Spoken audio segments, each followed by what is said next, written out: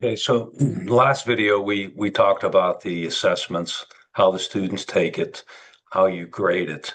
So the next element in this module, in this case, it's just a brief overview of the career project. So this is nothing to do. It just introduces the idea that they will have a career project.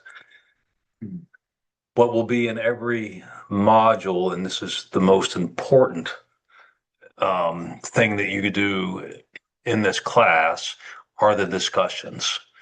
Okay, so for example, in this case, the discussions kind of laid out pretty easily understood. Okay, so um, this refers back to the material that's used for the discussion, the essay, and then their task. In this case, they have three questions that they need to respond to briefly. Okay. And then it tells them, okay, when you're ready, you're going to post this to the discussion forum by, again, noon on Friday. The reason that we have noon on Friday is if you don't have a deadline earlier in the week, half the students will wait until Sunday night, and it defeats the entire purpose of the discussion forum. So you have to force them to be into the discussions at the latest, their initial post by noon Friday. Hopefully before that for most, but this would be the deadline. So when they're ready, they can go into module two, earned, not given. And so I'll click into that. And what they do, they understand the three questions. Maybe they've already written it up and have an answer ready to go. So they'll start a new thread. They'll give it a subject name. They can cut and paste in, or they can upload the file if they did it that way. But either way, they're going to make their initial post, and when they hit the post and it goes to the discussion board, only then will they be able to see other discussions. Okay, the reason is that if they could see all the discussions before theirs, they'll tend to copy somebody else's, take the easy way out. So they can't see anybody else's post until they've made their post. Okay, so I've gone to an old class and we'll take a look at what you're going to see in these, and how you get involved in these discussions. So I'm in the discussions tab. I click on it, and then the class cafe, students can, ask generic questions, or if they see something wrong, the bug board. I seldom get anything in either one of these. And then you go to whatever module you're in. I'm going to go to module 6 in this case. It was an active module. And so I click into the module, and I will see everybody that has posted in the module. So there's Mr. Patel and Henry Lewick and so forth. And so you can click on the first one and start working through. I want to go to somebody that did a good job on posting, just to show. I think it's Miss Chanel here. But you can see that she was very active. 22 views, 8 replies. Everything was read. So let me click into her post. And there are some things that she has to do, that has to be understood. So here is her initial post. It was basically done at midnight on February 19th, so February 20th. She does a nice job, makes a nice post, and then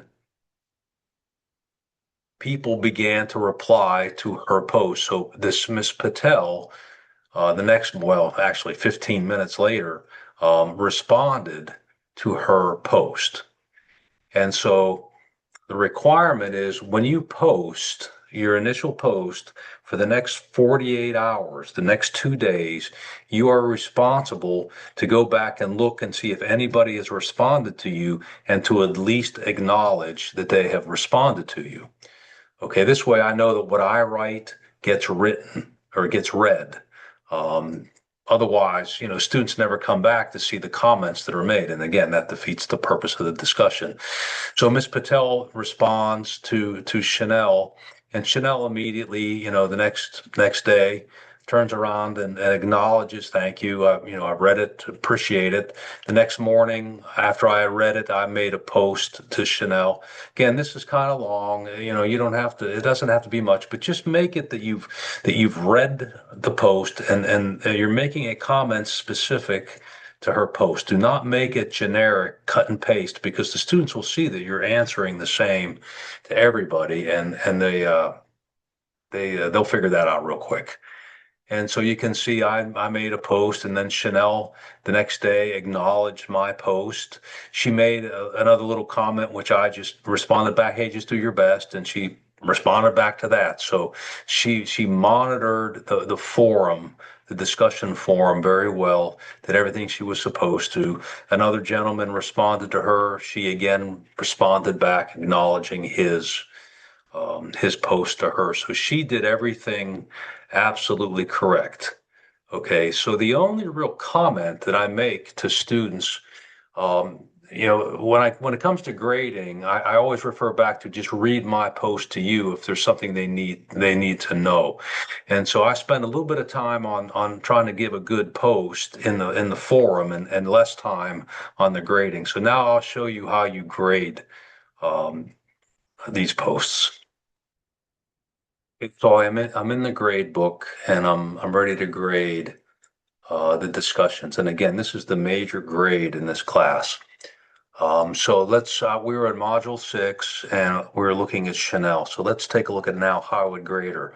Made my comments in the forum, but that's different than grading. So I'll click into her post. There's some key things that I'm looking for. Did she make a post on time, which she did? She should have responded to 2 other students, which we'll see she did, and she needs to acknowledge people that responded to her. Okay, how do I know this? Looking at this quickly. So here is her post, and notice the title, because she gave it the title. So she called it engagement and multitasking. So anything with that same title is basically her responding in her own forum. So if I scroll down, you can see this engagement and multitasking. This is her in the same forum. This is just her acknowledging that she read somebody's post to her.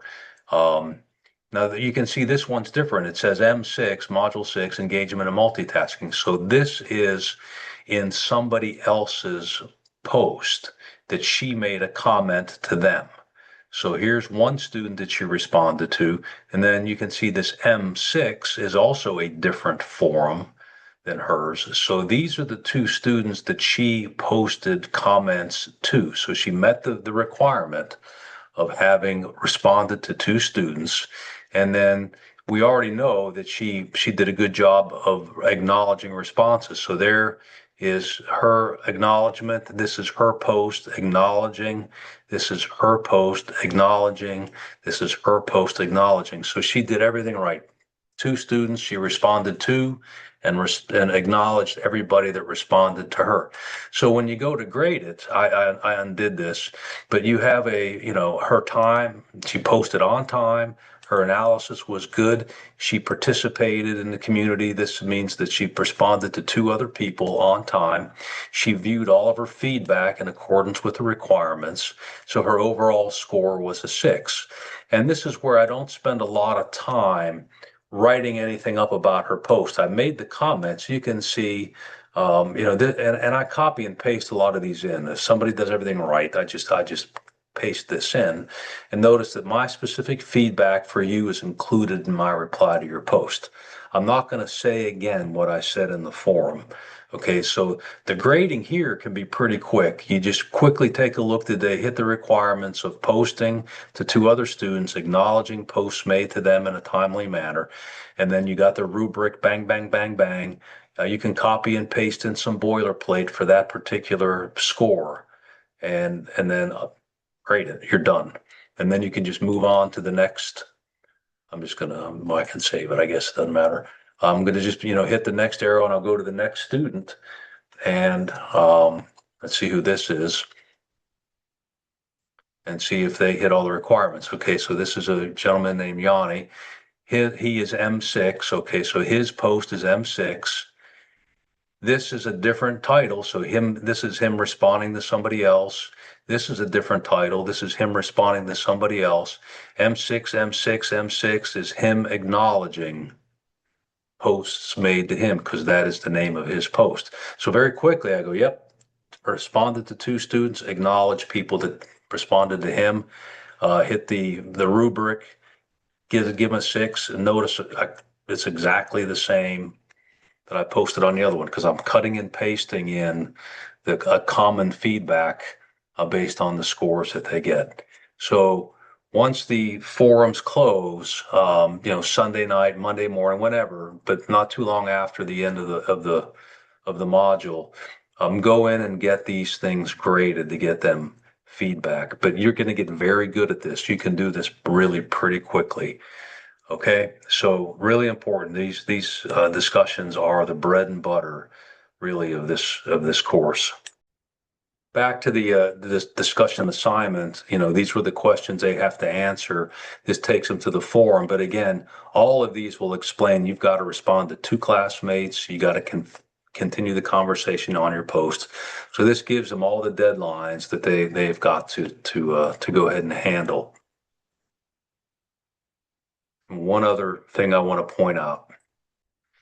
Notice, in each module, you're gonna see all of this here that is applicable to the online. What you're gonna see here is the instructor materials. This is for the on-ground sections. You're not teaching, and so this is just for folks that are teaching a live class. So you can completely ignore that. And then the students or the instructors doing on-ground classes will hide the online discussion because that's not part of it. Okay, so ignore the instructor materials. Okay, so again, we just went over the discussion forums, how you get involved in the discussion, and how you grade them.